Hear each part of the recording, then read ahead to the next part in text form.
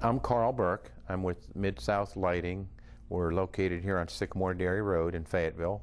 I've been in the lighting business about 25 years, and I wanted to kind of give you some ideas of some of the items that are available that you can use throughout your home, indoors and outdoors, to help with the lighting, to illuminate your house, and at the same time try to help reduce your electric bill. With the rising energy costs for electricity, it's important to save in every area that we can. Some of these items are available in most of the market, but there are some items that are much more energy efficient than others, and you get a little bit more bang for your buck, so to speak. And it all comes down to in lighting, you want the most light output for the least amount of money, the most watts for the least cost, and that's really what we're after. And particularly outdoor lighting, I think, is where you can see some savings by just a few simple changes in some of your bulbs and some of your items that are used outdoors. There's a variety of compact fluorescent bulbs that have been on the market, and a lot of people have seen those. They look like little corkscrews, and they're used primarily in lamps for indoor use. You can use them in lamps, in overhead lighting, closet lights, things such as this. A lot of people are not aware, though, that they come in different wattages. The higher the wattage, the more light output you get from the bulb. Of course, in some applications, you need more light. Some of the lower wattage bulbs are not quite bright enough to use in lamps and certain applications. But if you move up to a little higher wattage bulb, you can use that bulb in various applications. In most cases, you can save up to 80% of your energy costs with a compact fluorescent. In certain areas, such as storage rooms and other areas where you need a lot of light, you can go up to a 32 or a 42 watt compact fluorescent, which is equal to approximately 150 watt of regular lighting. These bulbs are available throughout pretty much any of the retail stores.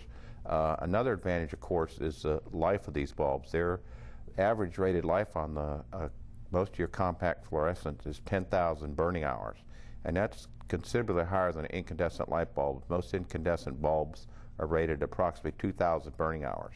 So the life of the bulb is much longer than a standard light bulb. Another item is a motion-sensored switch. We're all familiar with outside motion detectors, but they do have a motion-activated light switch that's on the market, and they're relatively inexpensive.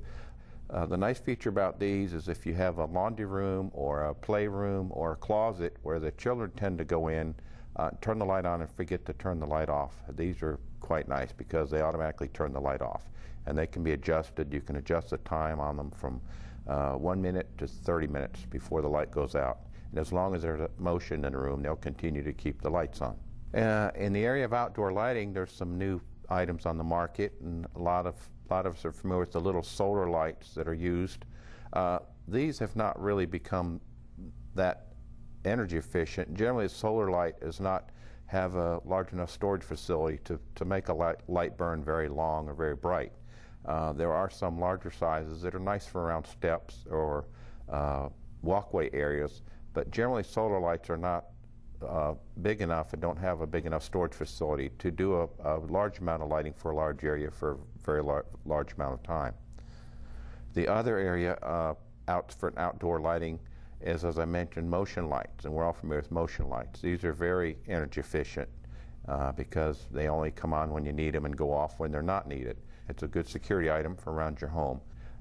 If you have 4 outside flood bulbs burning on your home, for example, and if they burn 10 hours all night, on the average is 10 hours, that's going to run you about 50 cents a night to operate those 4 outside flood bulbs. So that's quite a bit of money. Over a period of a month, that's about $15 a month. Whereas if you have on motion lights, of course, they would not burn nearly as long. You'd save quite a bit of money in that area. Another area would be the halogen bulbs. They've been on the market for quite a while. A lot of people are not familiar with halogen bulbs. They're available throughout the marketplace. They run about $6 a piece. They're a little bit more expensive than your standard outside flood bulb.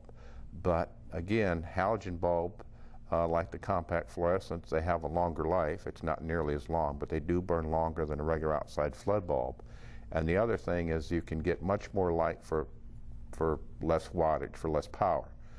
For example, you could replace a 150 watt outside flood bulb with a 120 watt outside flood bulb, saving yourself about 30% of your electricity. You can drop down probably to a 90 watt halogen bulb, and you get a pretty decent amount of light for your backyard or area, whatever you want to light. Another area in indoor lighting would be fluorescent lighting, and it's not used that much in the residential areas. Fluorescent lighting has become very popular in kitchens, closets. It's very, very effective because you get a lot of light in a small area, which you need in closets. And kitchens, another area you want to light. And fluorescents are very, very effective and efficient in kitchens. And the fluorescent bulbs available in different colors. We can go from a soft color, a soft white, which is called a warm white, to a cool white, which is what we're all familiar with in offices and retail applications. And then we can go into a daylight, which is a little higher intensity in the blue color, and all the way up to a natural sunlight, which is quite interesting because all these colors change the ambiance or the room. They even, of course, change the color of the paint or the wallpaper. By using different colored bulbs, you can actually change the color of a room. And they have greatly increased the efficiency of fluorescent lighting with the new electronic ballast. You can realize up to about a 33% energy saving now with electronic ballast. It's important if you're planning to build a new home or remodel, especially in the kitchen area, it's important to think about the lighting and some of the areas where you can get effective lighting for the least amount of money or energy consumption. Most kitchens are not properly lit. I think they're darker than they should be. The overhead lighting is not normally efficient enough. But the best choice, I feel, in a kitchen would be under cabinet lighting. And this really illuminates the counter area very well. And of course, if you think about it, in your kitchen, all your work is done on the kitchen counters. You don't really need an overhead light in the kitchen except for cleaning. And I think the most efficient way to do that is with the slimline fluorescents. These are very slim fluorescent fixtures. They're about an inch thick, and they fit up under your cabinets, kind of out of sight, and they really do a great job of lighting a kitchen. Something else that you want to consider and think about is when you purchase a ceiling fan. And a lot of people are not aware that ceiling fans come in different grades and different qualities. Generally, the more you pay for the fan, the better quality of the fan. And what we're talking about actually is the blade pitch or the angle of the blade. The steeper the blade pitch on a fan, the more air it moves. It's a much quieter fan, and it moves quite a bit more air, which again increases the comfort in the home. And you could reduce your air conditioning, for instance, in the summertime and save some energy there.